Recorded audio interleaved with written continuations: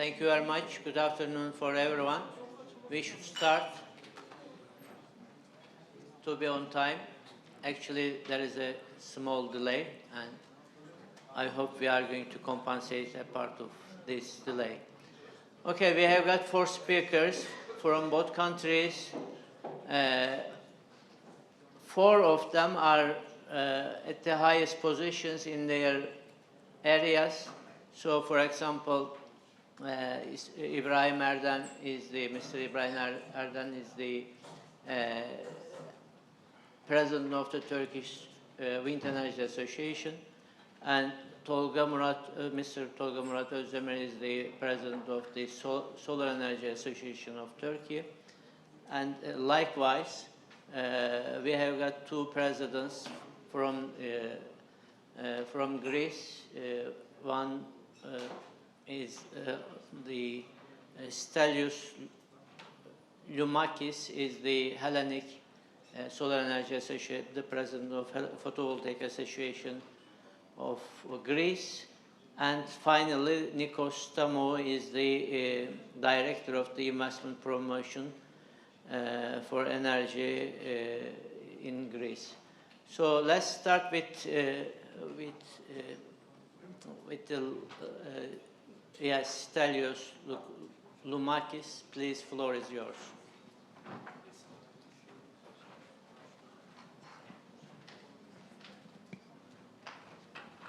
I have prepared the presentation, so please, if it is possible, to put the PowerPoint. Thank you.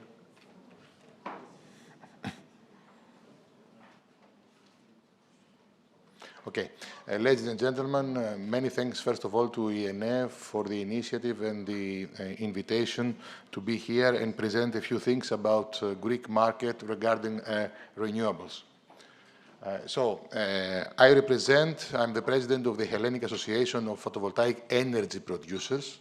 So we represent electricity producing companies. And now there in the upper chart, you can see the evolution of the installed capacity of PVs in Greece, both in cumulative terms and annual terms. So you see that after 2013, the market practically collapsed due to financial reasons because of high tariffs and big deficits in the special RES account. And the market restarted 2019, and now it's booming. It's the numbers of cumulative capacity of PVs in Greece have reached 7 gigawatts. And in annual terms, we are adding more than 1.5 gigawatts per year that unfortunately are too high to be viable, as you will see later on. Now, regarding RES production, mean all renewables in Greece, apart big hydro, we have reached 21 terawatt hours during 2023. If we add there the big hydro, we reach about 25 out of 49, that is the total energy consumption in Greece. So in terms of consumption in Greece, renewables contribute more than 50%. In terms of production, we have reached 57% during 2023. Now, this is our energy mix and the evolution, green and fossil. However, demand is stagnating in Greece for the last 15 or 16 years. Since 2008, that our total energy consumption, electricity consumption, was about 56 terawatt hours. The market is stagnating or declining. During 2023, the electricity consumption in Greece was less than 50 terawatt hours, 49.5, and the cause of this is the demographic first. Second is the crisis that the country went during 2010 until 2018, and energy efficiency programs and self-consumption programs that let's say, reduces the free consumption to be covered by producers. Also, it's not only the problem is not only in terms of energy, meaning terawatt hours, but also in terms of power demand. So you see that the peak demand in Greece, in terms of megawatts, does not exceed 9.5 gigawatts. So as you saw before, we have 7 gigawatts of PVs, plus another 5 gigawatts of wind. So we're about 13 gigawatts of PVs and wind, plus another 3.5 of hydro, almost 15 gigawatts of renewables in a market that the peak demand is 9.5. Furthermore, we have another 15 gigawatts of fully licensed projects. So we have these 13 gigawatts of renewables already in operation, plus another 3.5 gigawatts of big hydro, plus another 15 gigawatts fully licensed projects with connection terms that are ready to be built, and plus another 40 gigawatts of partly licensed projects that are expecting, have applied already, and are expecting connection terms. Connection terms is the last stage of licensing procedure. So you understand that there is no margin for more renewables in Greece, at least for the time being, because the problem is not the lack of storage. We have lack of storage. The problem is that with the existing renewable capacity plus the fully licensed 15 gigawatts, we can produce 60 terawatt hours of electricity. And our demand is 49. So even if we have the perfect storage, meaning we produce now, we store it, and you consume it during next winter. That is impossible, of course. I give it as a paradigm. Even if we've had the perfect storage capacity and capabilities, we have exceeded already the national demand. So somebody could say, okay, what's next? This is what's next. So for the projects that have taken connection terms after 2022, there is a curtail, static curtailment, as we call it. So you are not allowed to produce more than 73 or 72 of your nominal power. So in order to curtail the peaks of the PV installations. That leads to a loss of 5% in annual terms in electricity production. And now the ministry is talking about reducing the maximum power that are allowed to inject into the system to 63% or 60 or 50%, meaning to losses of electricity production from new projects around 20%. And also, in order the project to be viable, should incorporate some kind of storage. Somebody could say, okay, why you do not export energy?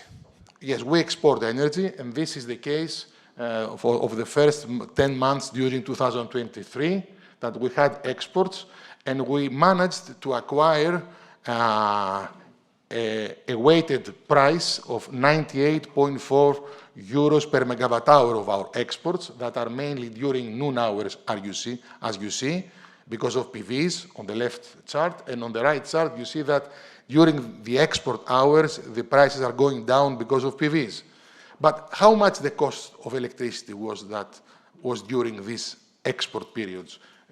Remember, 98.5 is the average price that we managed to acquire from exports during these 10 months. So the cost, this is the cost of renewables in Greece. During 2022-23, the cost is 122. So we didn't manage to get the full renewable cost through our exports because we acquired 98 megawatt hours and the cost was 122. The cost will decline. It depends how much regarding for the storage facilities that we have to incorporate in the projects. So you see that it's not easy to have with storage prices below 100 euros per megawatt hour. So export didn't manage to cover the cost of renewables, neither of conventional units, because during this period of exports of the first 10 months of 2023, the cost of thermal gas-fired units was above 150 euros per megawatt hour, and the cost of lignite plants was above 180 euros per megawatt hour. So we had losses from exports. Now let's see what happens today, because the Ukrainian and gas crisis is behind us. The gas prices has declined to normal levels, so the situation is even worse today regarding exports. Here is just an example of what is happening in the Greek wholesale market. The example is from 13th of April at 1 o'clock noon time, you see that we have 8,000 megawatts offers. It's the blue line, it's the sell offers in the Greek wholesale market, and zero or under zero prices. This is because of renewables. The first 4,000 are projects under feed-in tariff, projects that do not care about what will happen in the wholesale price, because they will be paid one way or another at their tariffs.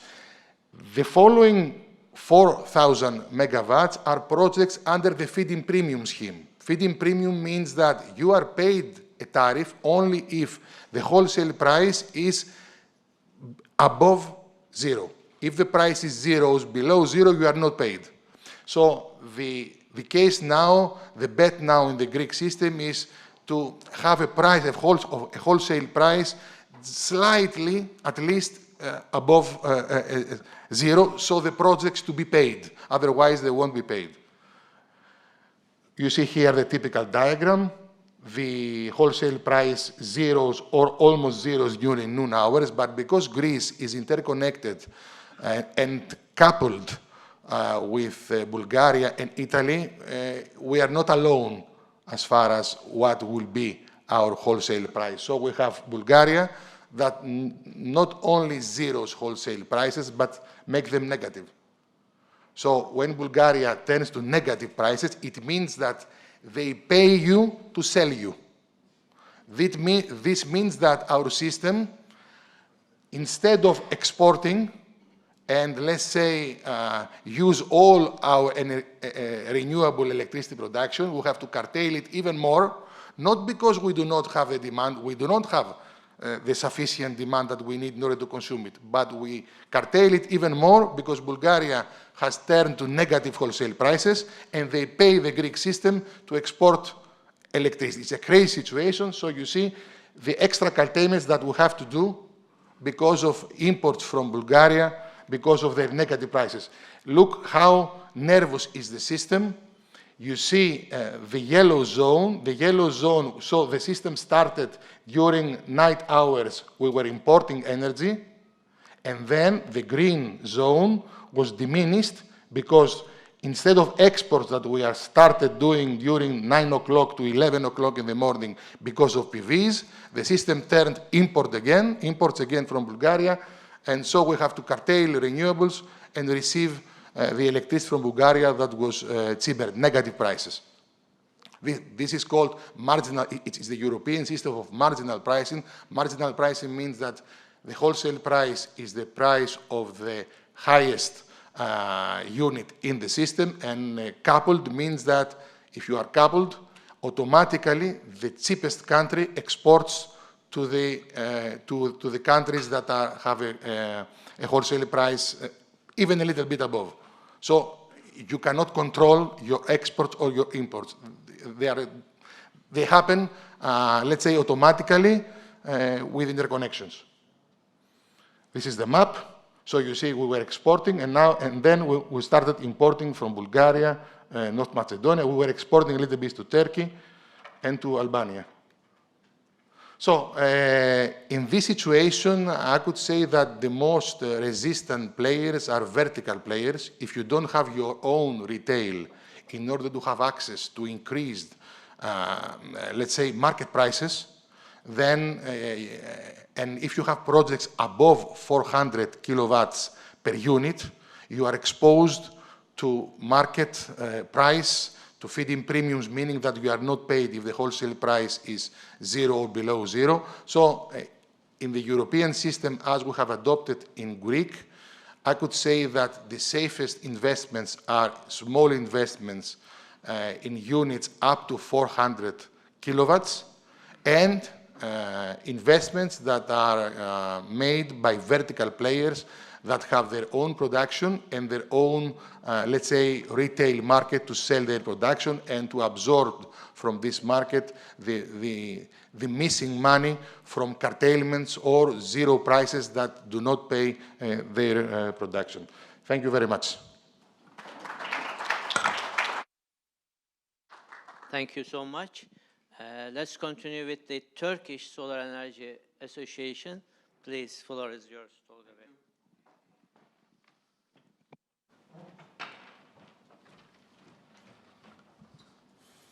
Thank you, Chairman, Mr. Chairman. Thank you, distinguished guests. Let me tell you something about our association before starting my presentation. We are a non-profit NGO of Turkish solar market. We have a member of almost more than 250. Many of them are coming from manufacturing markets, equipment manufacturing market, or service providers or investors. So we have members all around Turkey, and we are working just to increase the potential of solar applications and try to work with the authorities to increase solar applications, solar installations throughout Turkey. Thank you very much. So I start with my presentation. Let me tell you firstly that we are not anymore a solar association, solar plus storage association, because in 2018 we have added storage to our constitution, considering these years would be coming soon, and it has already come. Now my presentation will be based on solar market in Turkey, but I will skip most of them and try to focus on what we can do with our neighboring countries like Greece, like we are today here.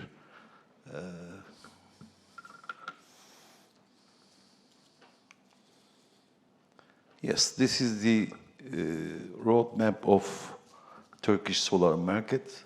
As you see, we started in 2014, and the legislation started at that time as well.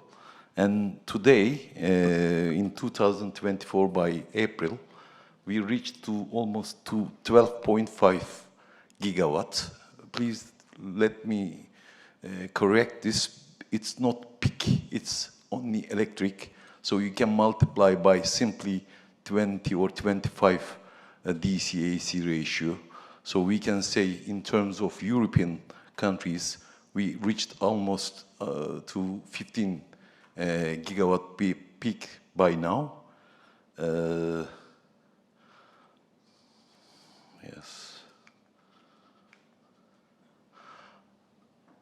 Yes, I rather talking only about the solar, I try to end up with renewables, wind plus solar. Maybe I am interfering my colleague Mr. Ibrahim's sector as well, but maybe it's better to talk about both. It will help understand people about the issue. So by 2023, we end up with 24 gigawatts electric, both in wind and PV, 12 gigawatt E for PV. Roughly, we can say that each source, PV and wind, having almost 10 or 12, 11% in installation power. But if you consider about the generation, solar is having 5% of total generation or consumption and 10% of wind. So together with wind, we are almost having 15% of the total generation or consumption, we can say. And if you think that Turkish generation in 2023 was almost 330 terawatt hour, we can say that we are having almost 20%, 15% of this generation, which comes to 50 terawatt hours. which when you make a benchmark, compare with the Greece, their rest capacity and generation, instead of our rate of these two sources are only 15 or 20%, they have almost more than 30% of their power in Greece. When we come to Ministry of Energy national plan targets, which would be targeting 2035, you see here, 5 minutes? Okay. You see here that we will have 190 gigawatt in 2035. So PV will be 33 gigawatt, and we will come to their level in 2030. If we do not take necessary actions, which I believe our authority has already taken in licensed projects, this is the 2035, but if we do not take actions and wait for 2035, the rate of PV and wind will be 45% of total installed power. And if there would not be any storage and neighboring countries transition lines connections to have an international trade, there will be restrictions and it will not be so easy to achieve those goals. When we see the legislations of two countries, they are more or less same. So no need to talk of them. We have YEKDEM, they have another law for FIT tariffs. We have YEKA auctions, they have another law. These are not so important, so I will skip these things. But when you specifically look at the project types in Turkey, you see that in solar, as we have 12 gigawatt, only 10% of it is licensed projects.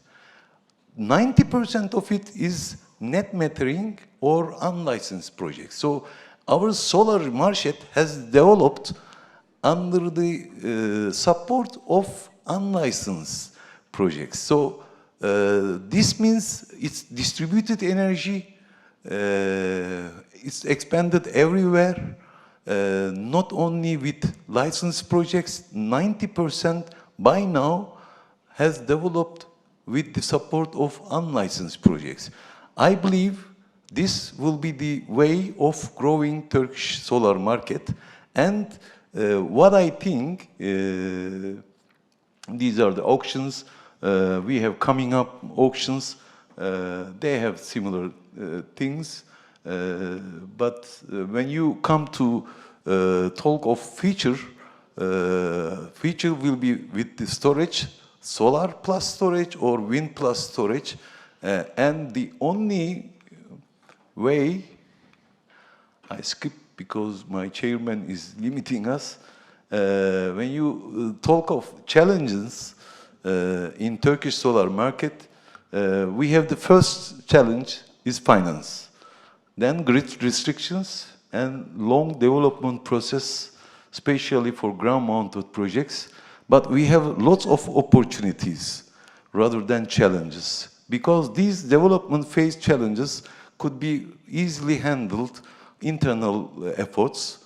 But opportunities, we have a 5% annual GDP growth, aggressive targets of the authority by 2035. So solar is only for the time being 5%, but will be at most 10% by the end of 2035. So we have a lot way to go. And our projects are ready.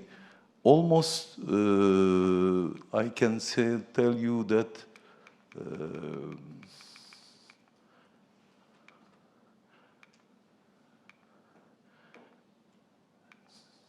Yes. 26 gigawatts. Just a minute. 26.5 gigawatt of the solar plus storage and wind plus storage projects have been already awarded and pre-licensed. They are under development phase. The last thing that I could say about what can we do together, I think we have a lot thing to do together, which we can do together. But first thing is to open the ways of renewable energy increases in all countries. We need to have common transmission lines connecting each countries together, and we need to have a common trading markets which could interchange the virtual electrics. The electric is a virtual thing. It is not necessarily be there.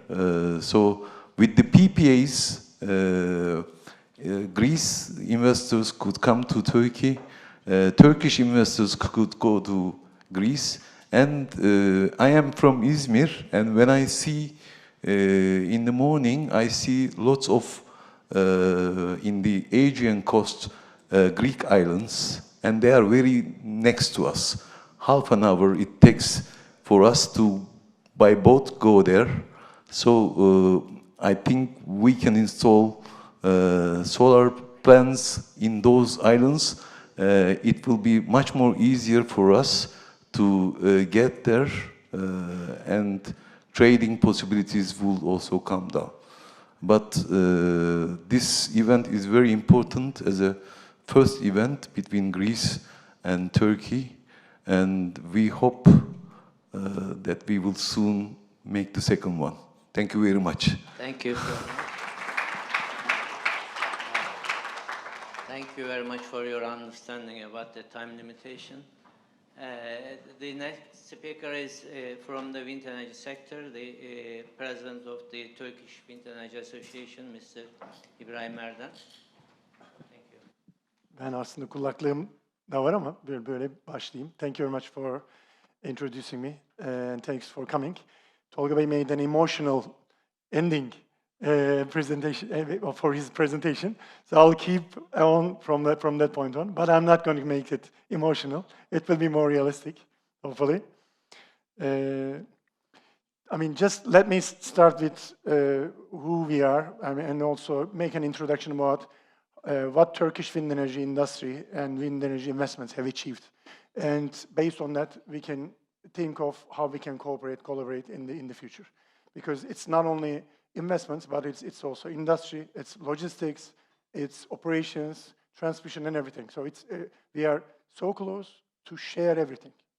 We have the basis, we have the foundation for lots of potential cooperation opportunities. So in brief, who we are representing, Turkish Wind Energy Association is an association founded 32 years ago, and started with the development steps, so with the baby steps, with the initial members of academia and small-scale manufacturers, state servants, civil servants from Ministry of Energy, and from that point on, today we are representing an industry which includes investors, operators, turbine manufacturers, major component or small component manufacturers, service and maintenance companies, and including, in addition to those, we are also representing, we have representatives from Ministry of Energy and Presidential Investment Office at our board and among our members. So we are trying to cover more or less all stakeholders in the industry. We are an active member of Global Wind Energy Council and Wind Europe, and conducting activities together. Some are like to this one, social or business activities, common activities. Some are also reports, projects that we are conducting together. We have approximately 500 members from the industry, so we are representing a large basis from the industry.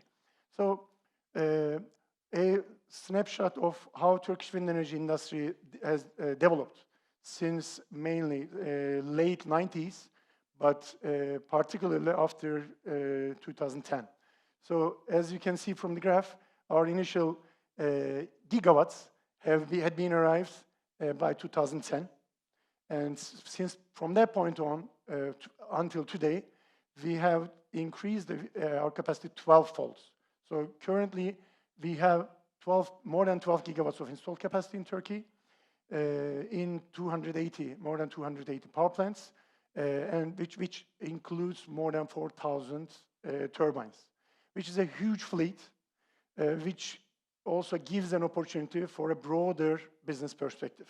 As I've mentioned, service companies, maintenance companies, operators, and all other stakeholders benefit from this strength. In 2023, Turkish wind fleet generated 11% of Turkish electricity need, which is quite strong based on our development. And early this year, we managed to complete commissioning of 270 megawatts, where we believe and we hope by the end of this year we are going to complete again a gigawatt commissioning within this year. We are proud of one thing maybe. We have a broad investors base, but we also have a broad base for turbine OEMs. More or less all strong OEMs are active in Turkey, selling, procuring from Turkey, manufacturing through subcontractors, suppliers, both from the Western world and also from the Eastern world. So this is, in addition, I don't want to go into how Tolga Bey mentioned about Turkish, the details of, further details about trade and so on and so forth, but want to give you a snapshot about Turkish wind manufacturing distribution. So as most of our wind power plants are on Western Turkey, our industry is based on Western Turkey, similar to our other industries like automotive, steel, cement, etc. So we have more than 100 local manufacturers which are manufacturing various goods, components, or systems. And they are distributed in 33 different provinces. We are manufacturing $2.2 billion worth of wind equipments. And 70% of those goods are exported mainly to Western markets and even to China, to Chinese manufacturers. And we are exporting to more than 50 different countries throughout the world. And this is also a brief snapshot of what our industry is capable of. Luckily, in terms of percentage, the Turkish wind industry achieved to manufacture more than 60% of a turbine, monetary-wise, of course, because most of the wind turbines have more than 6,000, 7,000 components, and you don't need to produce everything. But we have various blade manufacturers, numerous also 4 different generator and gearbox manufacturers. Tower manufacturers are quite well distributed throughout Turkey, and lots of different engineering and service companies, plus subcontractors which are manufacturing from bolts to major components, rotors, shafts, etc. So there is a broad industrial base throughout Turkey which is capable of manufacturing from small components to large-scale systems like gearboxes or generators. So in addition to, how Turkey has achieved this, maybe could be a good example to explain how we have reached to this point and how we believe that we are going to put on top of this. Because when it comes to installed capacity targets, as Tolga Bey mentioned, let me go there, we target to reach 30 gigawatts, approximately 30 gigawatts, in the coming 12 years, 13 years. which will be distributed to approximately 25 gigawatts to onshore wind and 5 gigawatts to offshore wind, which we believe will be the minimum.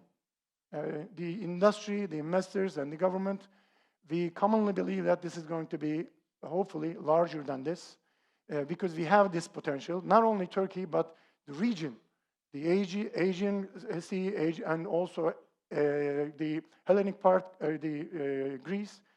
As we can combine our forces, we can utilize this potential and both share our electricity within our domain, plus sell the electricity from our region to the central parts of Europe where energy is highly consumed.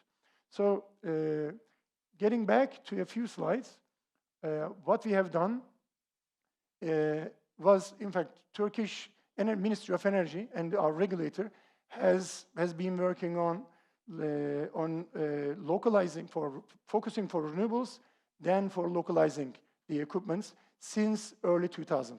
And in 2005, with the enactment of the renewable energy law, Turkey started to put long-term renewable targets. Back then, it was 2023. Now it is 2035. So long-term wind and solar targets and other renewable targets have given a long-term vision to the industry, where the regulator and Ministry of Energy granted capacities accordingly, and investors have created their own mid-term and long-term targets so that they can invest and finance their projects. And this has helped us to fuel the development since late 2000s. And from that point on average, 1,000 megawatt has been established and commissioned more or less every year in Turkey. There are ups and downs through various reasons, some because of regulatory issues, some because of the changes in the support mechanisms. But the original support mechanism, which we call YEKDEM, is basically a feed-in tariff mechanism, is a dollar-based support mechanism, purchasing guarantee, provided to the investor with a complementary local content bonus. So as you use, as an investor, more and more local component in your turbine, you get a premium on top. So which helped us to grow from 140 megawatts to more than 12 gigawatts now, which was our feed-in tariff basically back then was $0.73, and the maximum potential local content bonus was $0.37. Maximum achieved with while the Turkish industry has also evolved and developed, was $0.21. So in combined, majority of our investors have managed to get, for a 5-year term, $94 per megawatt hour electricity price during their initial years of investment. So this helped a lot to stimulate, to fuel the investments, plus to utilize locally manufactured components and goods. So how it has changed and what we are currently, what we are considering as basis of our investments. Okay, what the government has made is converted this into TL, but linked it to dollars as the initial price. So it is directly converted to dollars. There is a kind of a complicated formula which investors and banks finally had an understanding after a few years, unfortunately, where we have lost a few years with low-level investments. Unfortunately, to put it that way. So this is directly linked with a formula basically linked to euros and dollars plus producers' price index and consumers' price index, and escalated monthly. So briefly, it is more indirectly, it is again a dollar-based or euro-based or mixed feed-in tariff, which still has a complementary local content premium. So this is, and also diversified into onshore, and also an additional offshore and onshore battery has added, which we didn't have in the previous version of YEKDEM. So there had been another model, which we call YEKA, which has a mandatory localization. And there had been 3 tenders completed in the past few years. Unfortunately, the first one had some problems, but the second and third one are going very well, and the investments are being carried out to be completed this year and next year. So we believe and hope that this mechanism, based on the expectation of the industry and investors, will be modified with small changes and can comfort the local and international lenders so that we can, again, stimulate a new push for our investments, because there's an important grant of significant amount of licenses which has been completed last year. Our regulator had granted 19 gigawatts of wind capacity, which is linked to or coupled with storage, and 16 gigawatts of solar capacity. So in total, we have more than 35 gigawatts of renewable capacity already granted, which is under development and will be seeking finance through international financial markets. So that needs some persuasive actions, not in both in the regulatory area and also in the escalation mechanism. We hope that there's going to be certain changes being made in the coming period, but based on these expectations and based on this regulation, we hope that we will be able to reach to more than 30 gigawatts in the coming 12 years. And I believe this is going to be an opportunity for both markets to get together, because we need to invest and to sell this electricity, not only to Turkey, but also to international markets. And our passageway to Europe, first step is Bulgaria and Greece. And that's the first step for us to cooperate. Then I hope we can jointly invest, we can jointly do other industrial activities and successfully put these projects into completion. Thank you very much for listening. Have a good day.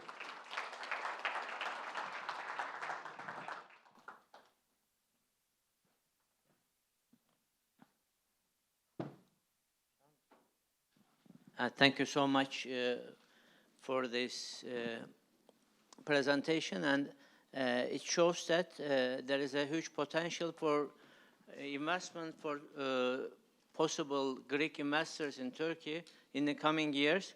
And also, we are very sure about that. There is an investment opportunity in Greece as well. So Mr. Nikos Tamo is coming from the Investment Promotion Institute of Greece. So he is going to give us more about investment opportunities in Greece. Thank you. Thank you, Mr. Chairman. First of all, I would like to, ladies and gentlemen, distinguished participants of this first Greece-Turkey Business Forum. I'm very glad to be joining you here today, very glad to be in Istanbul for the second time. The first time I was saying it was just only a few months ago. I was in Istanbul on the occasion of the joint organization between DEIC, Enterprise Greece, and the Ministry of Foreign Affairs of a business forum that was hosted by DEIC at their premises, with the participation of 60 entrepreneurs from Greece who visited Istanbul for the purpose to hold this forum and do meetings. Now I'm very glad to be, for one more time, here in Istanbul, addressing this very, very important forum. I would like to congratulate on this occasion the people with ENA, Mr. Stambolis, and all the organizers that contributed from this end as well for this very important event, which is building on the positive agenda that is being developed by two neighboring countries on business cooperation and following what co-chairman Yardim spoke about earlier this morning in his opening remarks. Now, in this brief presentation, First, let me introduce Enterprise Greece. We are the National Trade and Investment Promotion Agency. We're part of the Ministry of Foreign Affairs of Greece. We exist in our current form since 2014, trade and investment under the same roof. Both trade has been Trade Promotion Organization of Greece has been existing since 1969, whereas the Invest in Greece arm, shall we say, the Investment Promotion Agency, has been active since 1996.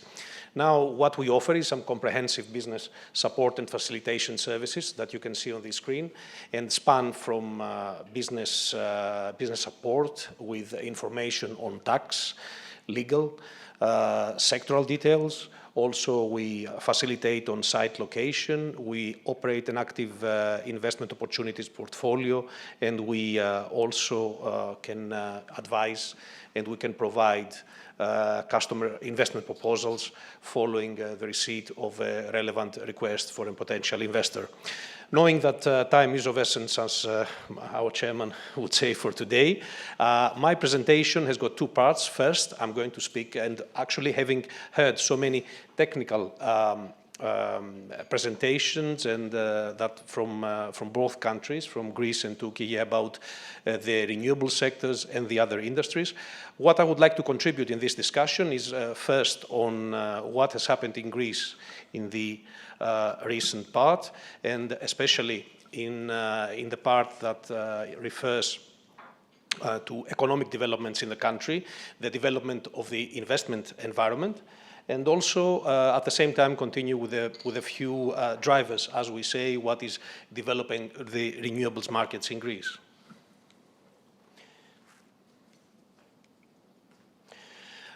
Despite a prolonged economic, not only economic, but a crisis that has had economic repercussions globally over the last few years. And I'm implying, and I mean, what has happened following the pandemic, the resulting energy crisis after the war in Ukraine, and at the same time, the emerging and the supply chain shocks and the inflationary pressures we have all felt. Greece is recording for one more year growth, 5.9% for 2022, and a growth of 2.4% in 2023, while at the same time is expected to reach 1.9% for 2024, well above the EU average. With the particulars when it comes to bilateral cooperation and meaning about the foreign direct investment and export trade, Greece has outperformed for one more year. In 2022, the actual number following a recent correction by the Bank of Greece is over 50%, as the country recorded 8.2 billion euros worth of FDI. At the same time, exports increased by nearly 37%, and we expect the numbers, especially in the export part, to follow for this year as well. This is the analysis of the FDI over the last few years. You can see the impact of the previous decade when FDI was seriously affected by the financial crisis. However, since 2018, Greece has been on a steady growth path when it comes to FDI, recording 8.2 billion in 2022. In particular, I can't seem to, sorry about this.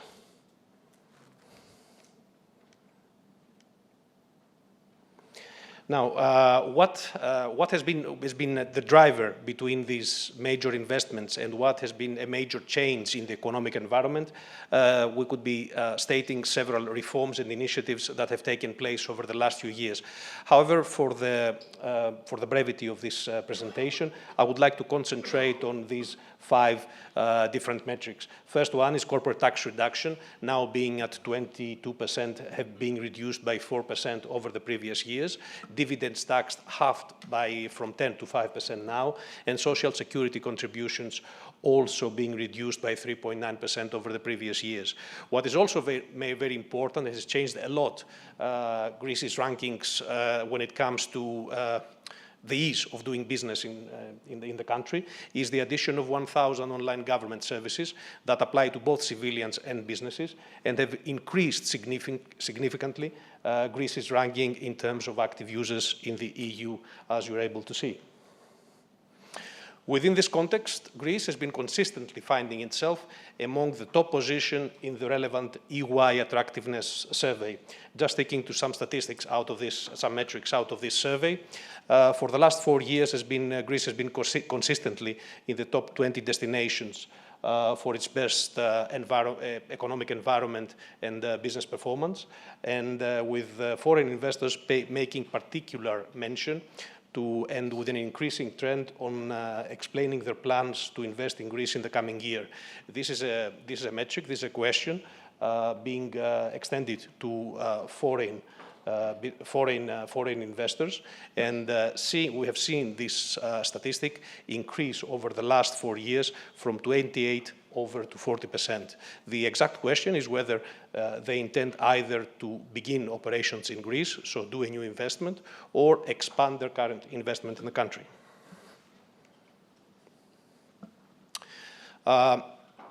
One more example has been the recent publication by The Economist, the second actually since 2022.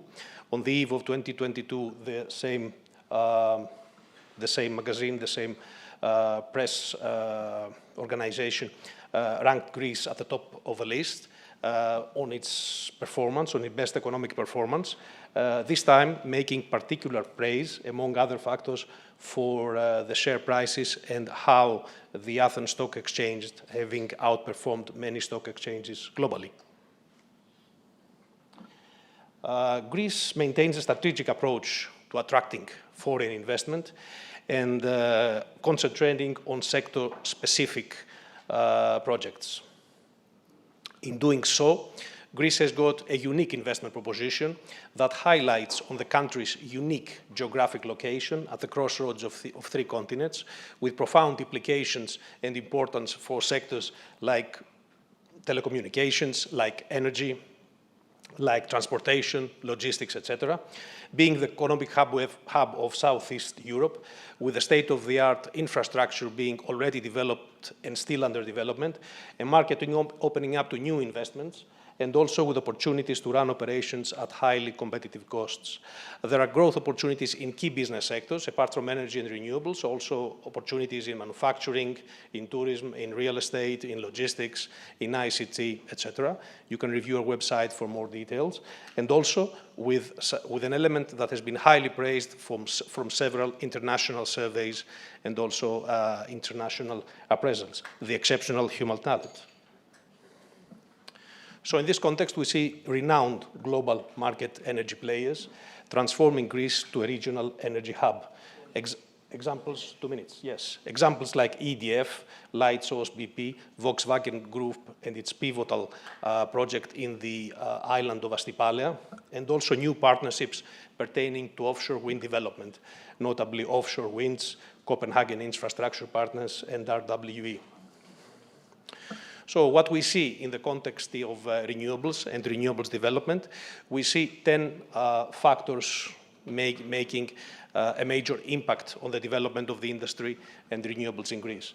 That being the new electricity and gas interconnections, that is nationally and internationally, the energy decarbonization and committed funds of 2 billion euros that will boost further new RS development, the new target for 24 gigawatts of installed capacity by 2030 from a current 11 plus gigawatts at the end of the previous year, a successful affiliation of a well-structured renewables auctions framework in the period 2018 to 2021, with a new one now under operation, and also a new, improved and streamlined regulatory framework for the development of renewables investments.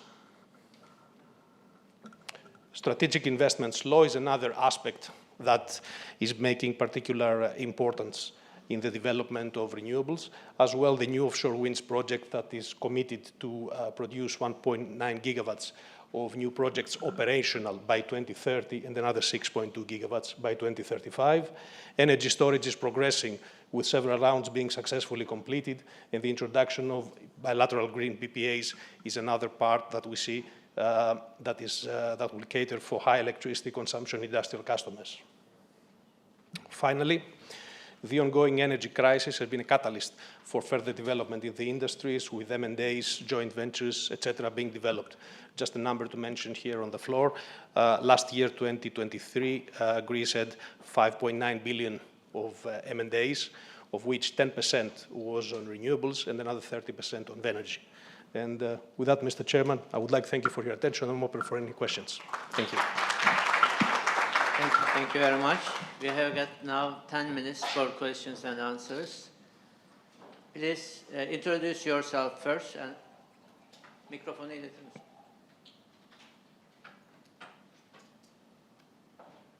Retired Ambassador Michael.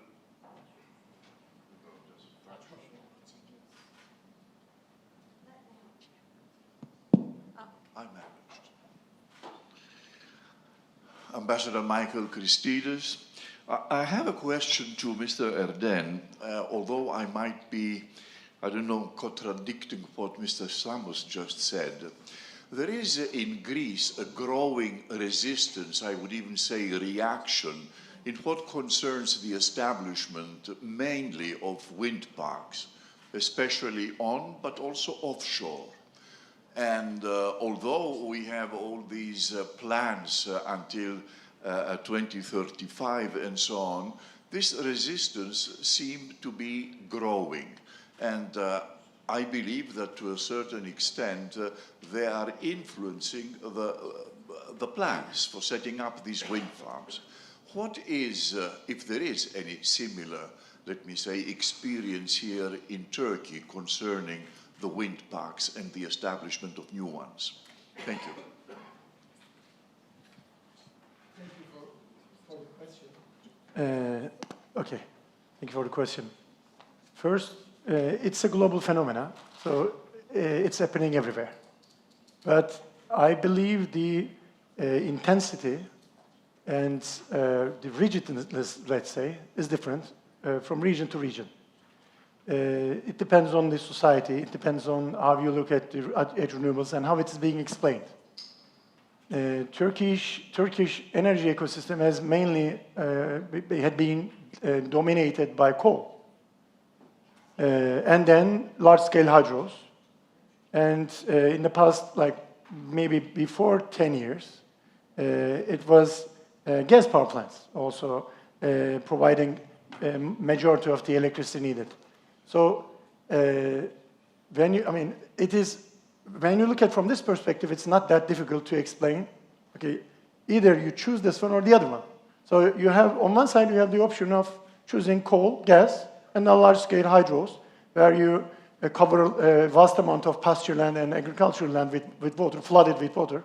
And on the other side, you have solar and wind, and also some geothermal, etc. But mainly, it's wind and solar. And when it comes to wind, it's, what we had been trying to do as the association, as the stakeholders in the industry is, first, this effect and impact in the industry, in the environment, and options to invest, and also its contribution to the local economy and to the industry. So we insist on explaining this without hesitation, and I believe the perception and the actions in the public towards Turkish investors is not as high as it is in Europe because of these three major, let's say, explanations or foundations of truth, let's say. Yeah, okay. Another question? Okay, thank you very much for all the speakers and all the contributors, and also to you. And because of the lack of time, we are not going to have a tea break or coffee break, whatever you call. So we are going to continue. Just we are going to give some gifts, I think, for the speakers, then continue with the other session. Thank you very much. Smile.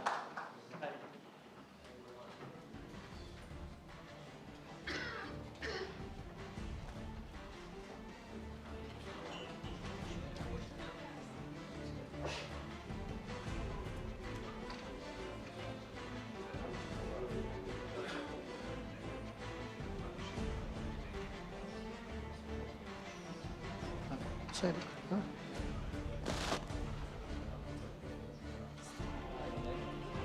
Bence değişti.